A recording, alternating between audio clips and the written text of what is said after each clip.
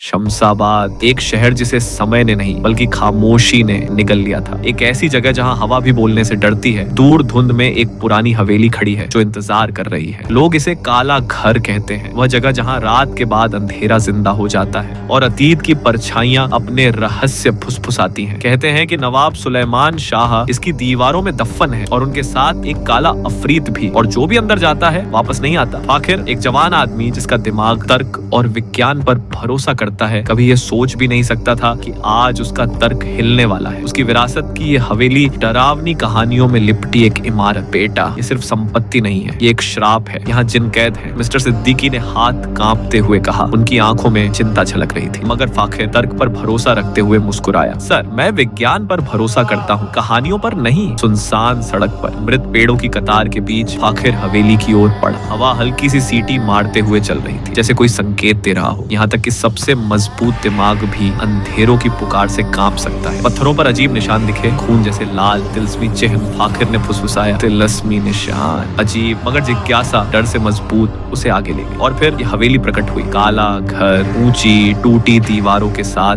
जो खाई में लिपटी हुई थी। टूटी खिड़कियां जैसे देखती हुई आंखें। दरवाजा हवा में हिल रहा था, मानो इसे प्राचीन अंधेरों की कैद में प्रवेश करने का निमंत्रण दिया गया हो। फाखिर ने गहरी सांस ली। उसका सफर अनजान दुनिया में शुरू हो चुका था।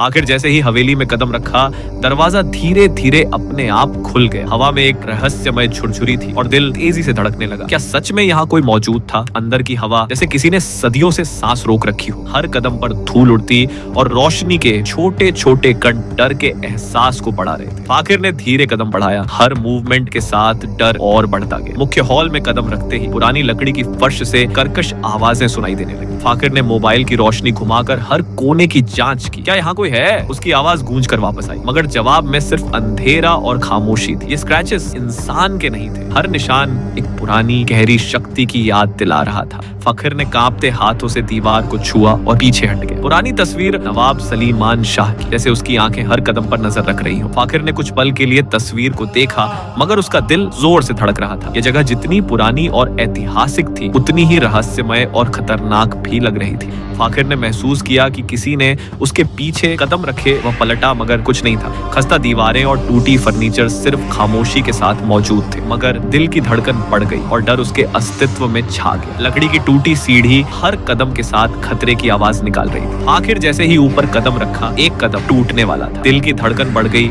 और वह झटके से पीछे हट गया। ये मंजिल भी उतनी ही पुरानी और खतरनाक महसूस हो रही थी जितनी नीचे वाली जगह। अंधेरा जो खुद बुलाने लगे, वह कभी खाली नहीं होता। फाखिर ने कदम पीछे हटाए। दिल तेजी से धड़क रहा था। इस कमरे में छिपी ताकत ने अभी उसे महसूस करवा दिया था कि यह जगह सामान्य नहीं थी। बड़ी पत्थर की दरवाजा पर प्राचीन अरबी और फारसी में अजीब और रहस्यमय निशान खुदे हुए थे। फाखिर की धड़कन तेज हो गई। यह सामान्य कमरा नहीं था, बल्कि किसी पुरानी शक्ति की कैद खाना की निशानी थी। हर निशान, हर रूपांग एक खतरनाक रहस्य की तरफ इशारा कर रहा था।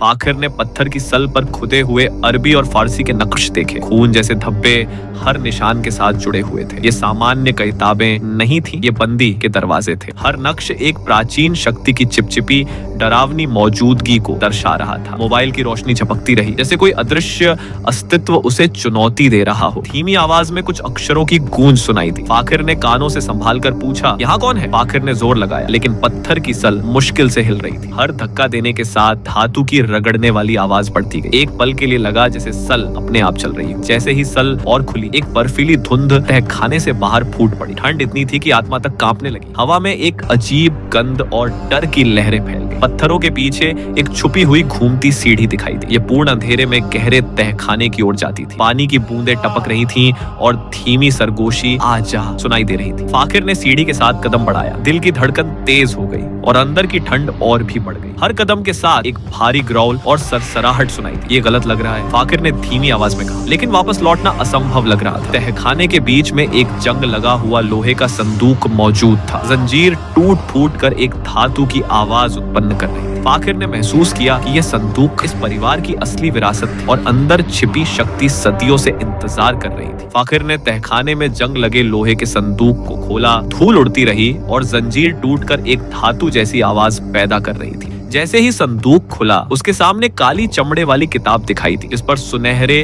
अक्षर बने थे। ये अंधकार की किताब थी, जिसे छूना भी मौत को चुनौती देने जैसा था। फाकिर जैसे ही किताब को छूता है, पूरा तहखाना दहाड़ने लगता है, लाइट छपकने लगती है और कई आवाजें धीरे धीरे कहती हैं, हम आजाद हैं। धुआं धीरे धीरे एक मानव जैसी आकृति ले लेता है। उसकी दो जलती हुई लाल आंखें पूरे कमरे में डर फैलाती हैं। वह कैद खत्म हो चुकी थी। एक 7 फीट लंबा विशाल साया पूरे कमरे में दिखाई देता है और दहाड़ते हुए कहता है, तू मुझे आजाद करने वाला, अब तेरा मालिक मैं हूं। फाकिर डर के मारे जड़ बन जाता है। अंत में फाकिर भागने का फैसला करता है, सली बंद करता है, लेकिन अफरीद का हाथ पत्थर पर टकराता है। पूरा कमरा हिल जाता है। फाकिर बाहर कूदता है।